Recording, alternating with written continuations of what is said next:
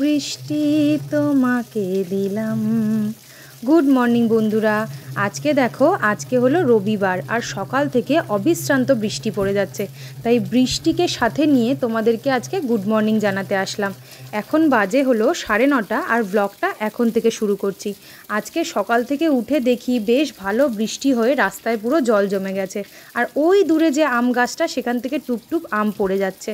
আর আমাদের সকালবেলা রেগুলার এখন আমরা কৃষ্ণ দেখি, মামুনি দেখে, মামুনির সাথে সাথে আমরাও দেখি।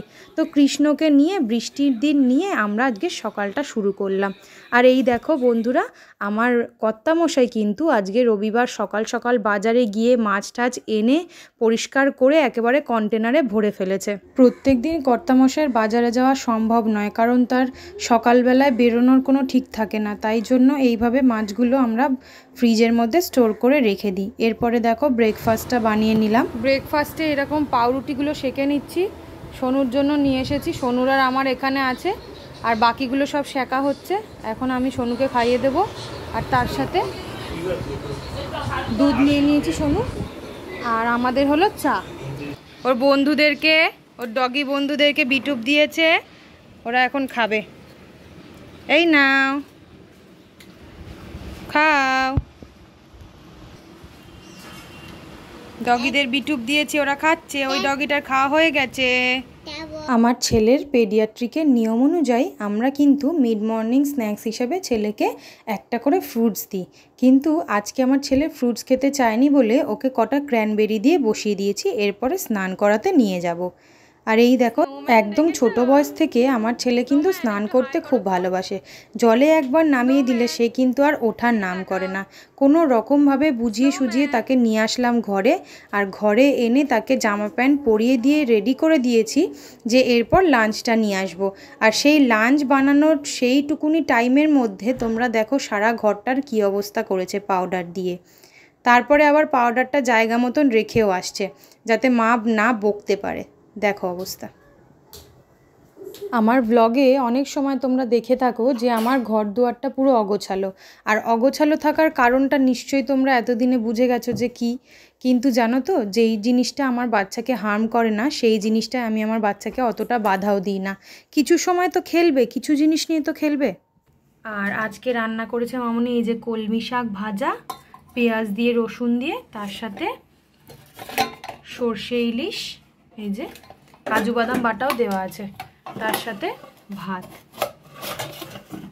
পুঁই শাকটা হচ্ছে চিংড়ি মাছ আর পোস্ত দিয়ে বানিয়েছিল, এটা কালকের ছিল, এটা থেকে গেছিলো, এটা আজকে খেয়ে নেব। ছেলের জন্য বানিয়েছি এই যে কাটাপোনা মাছ, আলু দিয়ে ঝোল, তার সাথে ধনেপাতা দেওয়া রয়েছে।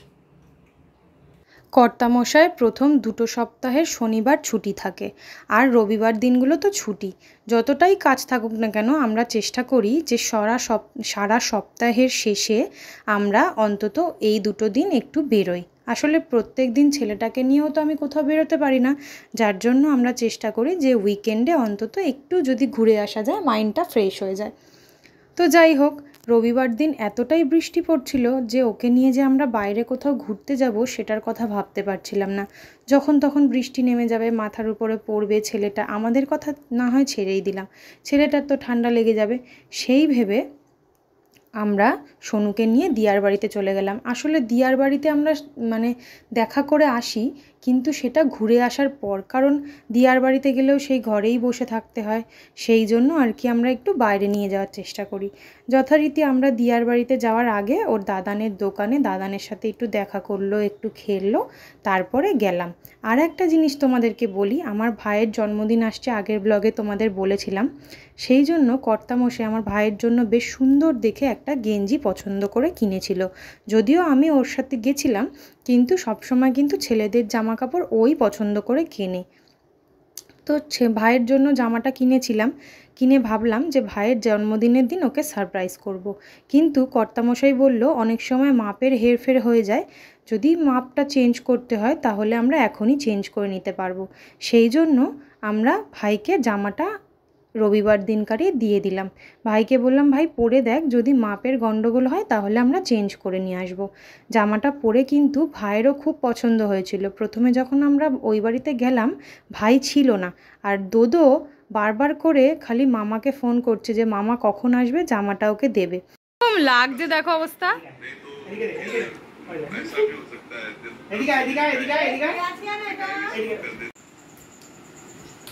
সুন্দর হয়েছে জামা। ছোটোবেলার স্মৃতিচারণ করতে ভুট্টা খেতে ইচ্ছা করছিল খুব, আর ভাই ঠিক খুঁজে খুঁজে কোথা থেকে ভুট্টা নিয়ে এসেছিল। এই ভুট্টাগুলো আগে প্রায় সময় খেতাম যখন কিনা সন্ধেবেলায় পড়তে যেতাম, আর এখন তো অতটা বাইরে বেরোনোও হয় না। আর তাছাড়া এই ভুট্টাগুলো আমার কিন্তু সচরাচর চোখেও পড়ে না, যার জন্য এগুলো বহুদিন খাওয়া হয়নি। কিন্তু রবিবার আমার খুব বৃষ্টির মধ্যে ভুট্টা খেতে ইচ্ছা করছিল। আমার ভাইও ঠিক খুঁজে খুঁজে কোথা থেকে ভুট্টা নিয়ে এসেছে। আমি জানতাম শুধু হাউজিংয়েই পাওয়া যায়। রবিবার করে 5 মিনিটের জন্য হলেও মা বাবার সাথে দেখা করতে আসি। আর আমার বাবার রবিবার দিন করে দোকান থাকে, ফলে বাবার সাথে দেখা করে তারপর মার সাথে দেখা করতে আসি। আজকে প্রায় 8টা বেজে গিয়েছিল, আমাদের লোডশেডিং হয়ে গেছিলো। তো তারপরে 8টার সময় এই বাড়িতে আসলাম। এসে এখন একটু বসবো, একটু কথা টথা বলবো, সবার সাথে একটু গল্প করব, করে চলে যাব। ওই 10টার দিকে চলে যাব বাড়ি, গিয়ে আবার ছেলের জন্য খাবার বসাবো, খাওয়ার করে তারপর ছেলেকে খাওয়াবো আর কি।